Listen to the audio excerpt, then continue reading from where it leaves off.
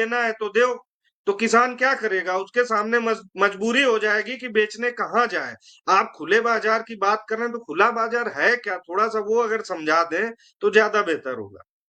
मैं ये बता रहा, मान लो मंडी में गया, हरियाणा पंजाब में मंडी है, मंडी में मान लो कोई प्राइवेट प्लेयर खरीदने आएगा, एमएसपी से ऊपर खरीदने आएगा, वो क्यों खरीदेगा? सवाल ये है, सवाल ये है, सरकार ने पाबंदियां लगा रखी।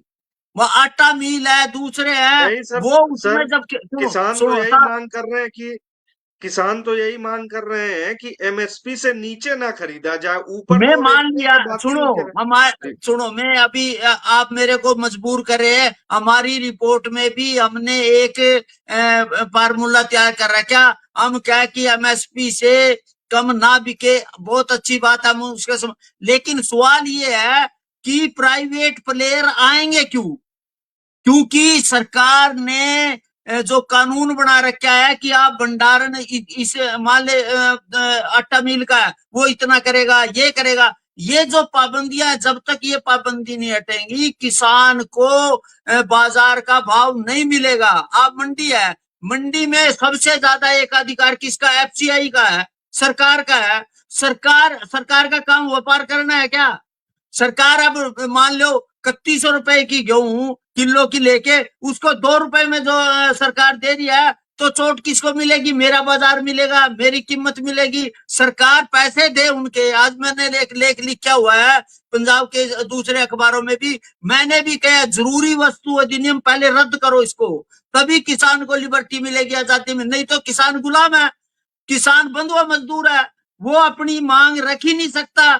मैं कहूं कि एमएसपी 2400 कुछ है, लेकिन मेरा खर्चा तो 3200 रुपए से ज्यादा है। मेरे को जो मेरा खर्च है, आप मेरे को महंगाई के नाम पे मेरी फसल को मेरे गला क्यों घोटा जा रहा है? मेरे को बाजार में अगर 3-4 रुपए मिलेगी, 3500 रुपए मिलेगी, 3200-2700 रुपए मिलेगी, उसमें पाबंदी सरकार की है। पंजाब में नहीं, यूपी में एक आदेश आया कि एमएसपी से ऊपर फसल नहीं खरीदी जाएगी। तो ये क्या है? तो किसान को कहा बाजार? बाजार तो ना, बाजारी की भी, बाजार का भी गला घोट दिया, हमारा भी। और सबसे बड़े मैं बताऊं, सबसे ज्यादा नुकसान है किसान का, उसके बाद सबसे ज्यादा उपभोक्ता का। जो बीच के दलाल हैं वो खा रहे हैं, उन दलाली को हटाओ ना बीच में। ये अगर मान लो मेरी 2400 कुछ की जाए, पूरे देश में क्या है, गेहूं मिलेगी, उपभोक्ता का तो 3500-4000 रुपए कर्नाटक में, दूसरे में। आप ये दलाली है, जो बीच के दलाल है, उनको ना तो उपभोक्ता को महंगी मिलेगी चीज, और किसान को लूट लिया गया। इसमें कितना देश हित में काम है। और ये सारा काम सरकारी तंत्र का है। मैं किसान की नहीं कह रहा, जत्थेबंदी की नहीं कह रहा, लेकिन ये दलाली सिस्टम है, मंडी में जो दलाली सिस्टम है, यहाँ से एफसीआई में खरीदेंगे और कल को उन्हें 2100 में दे देंगे, क्योंकि मैं गेहूं का रेट बढ़ गया, चावल का रेट बढ़ गया। भाई क्या पर ठेकेदार सरकार, अगर महंगाई बढ़ेगी, आप बताओ पेट्रोल का रेट है, ये क्यों बढ़ गया? उसमें सारा 3600 रुपए है मूल, और सारे के सारे टैक्स है। बाब मान लो हमारे उस पे क्यों नहीं हमारे को दे? मेरा दूध 2 रुपए बढ़ जाए, पूरे देश में पेट में दर्द हो जाएगा। मेरे को बाजार में, मेरे को आप पर क्या पाबंदी है? आप कहोगे नहीं, जरूरी वस्तु अधिनियम में आपको इजाजत नहीं है कीमत तय करने की, आपको इजाजत नहीं है व्यापार कर।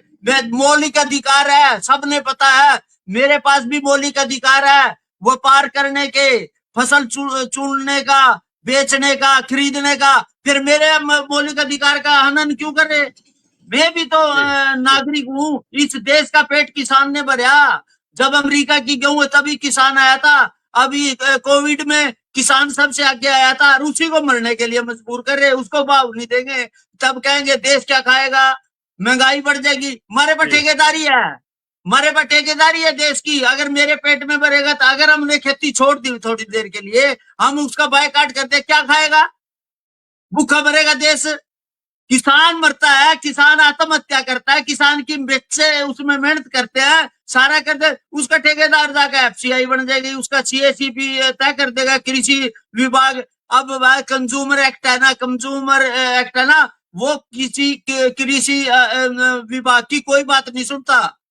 वो तो उसमें करेगा भी देश को, महंगाई को कैसे लूटा जाए किसान को। मैंने तो कोई दिक्कत नहीं है, ना एमएसपी की दिक्कत है, ना मैंने गारंटी की हमें बाजार चाहिए, किसानी जो सरकारी प्रतिबंध है वो हटने चाहिए।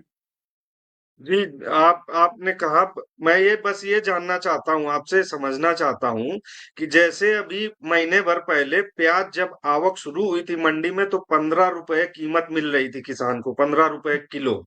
जबकि वही खुले बाजार में जो रिटेल बाजार है, खुदरा बाजार है, उसमें उसी प्याज की कीमत जो है 40 रुपए, 45 रुपए, 50 रुपए तक थी।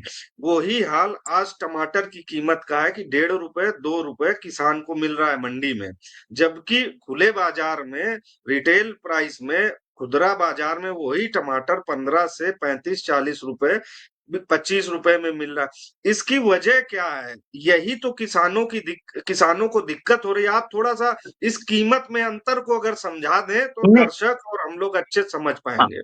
साहब मैं आपको एग्जांपल देता हूँ। मेरे यहाँ सब्जी मंडी है, और मैंने जो खाने के लिए आल मैंने तैयार कर ली। मैं सुबह लेके गया वहां, मैंने वहां मंडी है, वहां मार्केट कमेटी है, वहां सारा कानूनी व्यवस्था, वहां जाके बोली लगी। वो बोली लगी जी 5 रुपए किलो, 5 रुपए के मैं बेच दिया। और उसी टाइम मार्केट कमेटी की देखरेख में, सेक्रेटरी की देखरेख में वहां रेडी पे रखती वही मेरी आल। और जब मैंने उससे पूछा भी इसकी कीमत क्या है, 25 रुपए किलो है। अब ये जो बीच के दलाल और वो है, वो सारी जगह, जैसे टमाटर की है, प्याज की है, जो बिचौलिए है ना, जब तक ये बिचौलिए होंगे ना तो उपभोक्ता को फायदा मिलेगा, ना किसान को फायदा मिलेगा। बीच में जी। बिचौलियों की कमी। अब इस बिचौलिए पे तो आप बताओ। गुनी हाँ जी, जी। तो किसान तो यही एमएसपी इसीलिए मांग रहे हैं कि टमाटर जो 1.5 रुपए में लिया जा रहा है, अगर उसकी एमएसपी 20 रुपए है, तो मंडी में ले जाएं या कहीं भी ले जाएं, तो बिचौलिए फिर जो है उनसे 20 रुपए की जगह 15 या 2 रुपए में नहीं खरीदेंगे, 20 रुपए में ही खरीदेंगे। यही तो डिमांड है किसानों की। साहब अब मैं आपको एक एग्जांपल दूं। हमारा चंडीगढ़ है, चंडीगढ़ में किसान मंडी तय करी थी, और उसमें क्या कराया था, हर सेक्टर में किसानों ने अपनी अपनी दुकानें ला दी थी, और जो उपभोक्ता सीधा किसान से खरीदा। मैं ये कह रहा, आप बात ना ये समझो, आप एमएसपी मान लो टमाटर की कीमत, अभी मैं बताऊं, नेफड है, नेफड ने प्याज खरीदा था, खरीद के वो किसान से खरीदा गया, और खरीदने के बाद जब प्याज का रेट बढ़ा तो उसने लाके मार्केट में डाल दिया कि मार्केट में जो किसान का प्याज है उसकी कीमत बढ़ गई, इसलिए उसको प्याज डाल दिया। अब असली बात ये है, जो महंगाई है के नाम पे सरकार इस तरह, अच्छा सरकार के कान में नहीं है कि उसकी मंडी में क्या हो रहा है। उसने जो हमारा 2425 रुपए गेहूं जाएगी, कल को वो 1 महीने बाद वो 3000 रुपए बिकेगी, सरकार को नहीं पता। ये सारा जो सिस्टम है, यो किसान को हेर के है। उसको आप ही बताओ कि उसको गारंटी मिल गई थोड़ी देर के। अच्छा आरएमपी क्या है? आरएमपी मैक्सिमम रिटेल प्राइस है। आप उससे ऊपर कौन खरीदेगा? वो उसी पे खरीदेगा। मेरी गेहूं मान ले 2425 रुपए की उस पर कर दिया उन्होंने। मेरा को बाजार में अगर मान लो थोड़ी देर के लिए बाजार बढ़ गया, मैं तो बाजार में आउट हो गया, मैं तो हमारी गारंटी के। खरीदार कौन है? और दूसरी बात, खरीदार में उसको इतनी क्या कैपेसिटी है कि वो उसमें व्यापार कर सकता, भंडारण कर सकता। दूसरी, आप जो कम्योडिटी एक्ट है उसको आप समझ नहीं रहे, वो किसान को मारने के लिए है, किसान को मारने के लिए है जरूरी वस्तु अधिनियम। और हमने अभी आज मैंने किया, कल हमारे यहाँ 14 तारीख को मुख्यमंत्री आएंगे, भाई उसको रद्द करो। गुली प्रकाश जी, मेरा सवाल ये है, क्या इस आंदोलन ने अभिमन्यु कुहार को एक बड़ा नेता बना दिया है किसानों का? और क्या बड़े नेता के नहीं तौर पर अपने आप को स्थापित किया है अभिमन्यु कुहार ने? नहीं साहब, उन्होंने किसानों की लड़ाई ले ली, मैं उसकी बधाई देता हूँ। और नेता, किसानों में कौन नेता है? जो भी काम करेगा वही नेता बनेगा। उसने लड़ाई लड़ी, वो चर्चा में है। अगर वो नहीं लड़ाई लड़ते तो कौन पूछता? हरियाणा में से किसी का दूसरे का नाम तो नहीं है। अगर लड़ेगा किसानों की लड़े, देखो मुद्दे हो सका, लेकिन जो लड़ाई लड़ रहा है उसके लिए मैं कहता हूँ कि वो नेता बने। हमारी भी शुभकामनाएं हैं।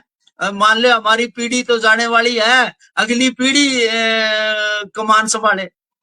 मेरी शुभकामनाएं। लेकिन आप लोगों ने उनका साथ क्यों नहीं दिया? गुनी प्रकाश ने साथ क्यों नहीं दिया? गुरनाम सिंह चढ़ूनी ने साथ क्यों नहीं दिया? अभिमन्यु कुहार का नहीं, हरियाणा से मजबूत आंदोलन क्यों नहीं देखो, खड़ा करा आप लोगों ने? गुरनाम सिंह चुड़ूनी की अलग बात है, मेरे मुद्दों की लड़ाई है, मैं उन मुद्दों से सहमत नहीं हूं। वो लड़ाई लड़ रहे हैं, मेरी शुभकामनाएं हैं, लेकिन जो मुद्दे हमारे हैं उन मुद्दों से वो सहमत नहीं है, हम उससे सहमत नहीं है। तो अगर उसका हमारे समझौते सहमत हो, हम उसके साथ कंधे से कंधा लड़ते। लेकिन जो उनके मुद्दे हैं उनसे, लेकिन वो लड़ रहे हैं, अच्छी बात है, लेकिन उन मुद्दों से मैं सहमत नहीं हूं। अच्छा, मैं इसलिए मैं आंदोलन में नहीं गया, लेकिन मैंने शुभकामनाएं दी, आप लड़ो, अच्छी बात। नहीं, आपने शुभकामनाएं हमेशा से दी। गुनी प्रकाश जी, एक बात और, क्या इस पूरी लड़ाई को अगर एक